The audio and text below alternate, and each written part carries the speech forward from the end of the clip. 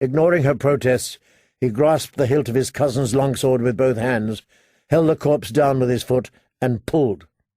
As the blade slid from the scabbard, he was already pivoting, bringing the sword around and up in a swift, deadly arc. Steel met steel, with a ringing, bone-jarring clang.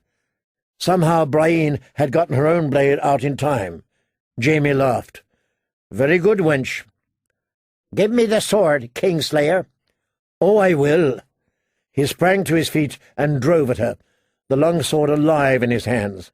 Brienne jumped back, parrying, but he followed, pressing the attack. No sooner did she turn one cut than the next was upon her. The swords kissed and sprang apart and kissed again. Jaime's blood was singing. This was what he was meant for. He never felt so alive as when he was fighting, with death balanced on every stroke. "And with my wrists chained together, the wench may even give me a contest for a time." His chains forced him to use a two-handed grip, though of course the weight and reach were far less than if the blade had been a true two-handed greatsword, but what did it matter? His cousin's sword was long enough to write an end to this Brienne of Tarth. High, low, overhand, he rained down steel upon her, left, right, backslash, swinging so hard the sparks flew when the swords came together, upswing, side slash, overhand, always attacking, moving into her, step and slide, strike and step and strike, hacking and slashing, faster, faster, faster. Until, breathless, he stepped back and let the point of the sword fall to the ground, giving her a moment of respite. "Not half bad," he acknowledged. "For a wench." She took a slow, deep breath, her eyes watching him warily. "I would not hurt you, Kingslayer." "As if you could." He whirled the blade back above his head and flew at her again, chains rattling. Jaime could not have said how long he pressed the attack. It might have been minutes or it might have been hours. Time slept when swords woke. He drove her away from his cousin's corpse, drove her across the road, drove her into the trees. She stumbled once on a route she never saw, and for a moment he thought she was done. But she went to one knee instead of falling, and never lost a beat. Her sword leapt up to block a downcut that would have opened her from shoulder to groin, and then she cut at him again and again, fighting her way back to her feet, stroke by stroke. The dance went on. He pinned her against an oak, cursed as she slipped away, followed her through a shallow brook, half-choked with fallen leaves. Steel rang, steel sang, steel screamed and sparked and scraped. And the woman started grunting like a sow at every crash. Yet somehow he could not reach her. It was as if she had an iron cage around her that stopped every blow. "Not bad, at all," he said, when he paused for a second to catch his breath, circling to her right. "For a wench?" "For a squire, say? A green one?" He laughed, a ragged, breathless laugh. Come on, my sweetling. The music's still playing. Might I have this dance, my lady?"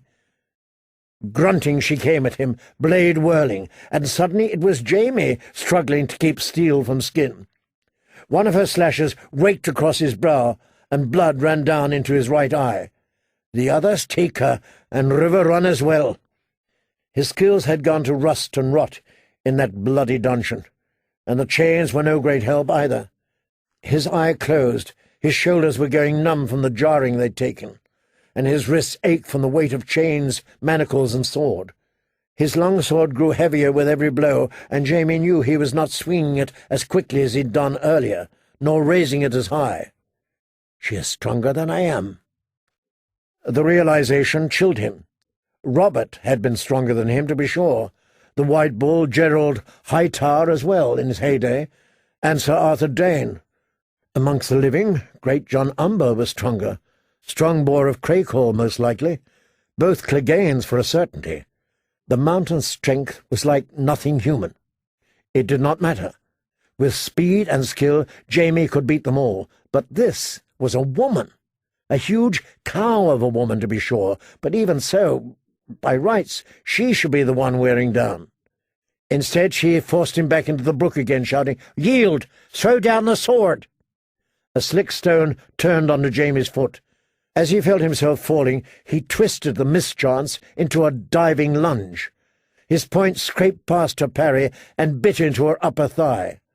A red flower blossomed, and Jaime had an instant to savour the sight of her blood before his knee slammed into a rock. The pain was blinding.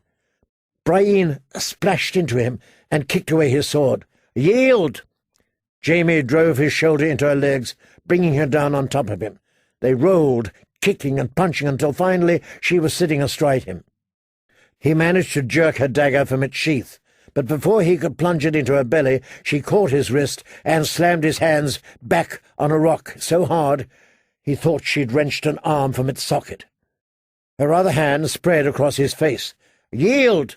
She shoved his head down, held it under, pulled it up. "Yield!" Jaime spit water into her face.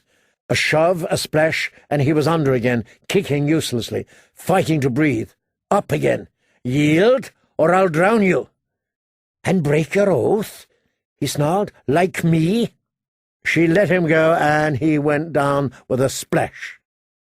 And the woods rang with coarse laughter.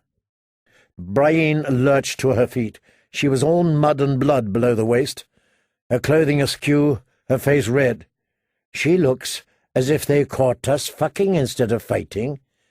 Jaime crawled over the rocks to shallow water, wiping the blood from his eye with his chained hands. Armed men lined both sides of the brook. Small wonder we were making enough noise to wake a dragon.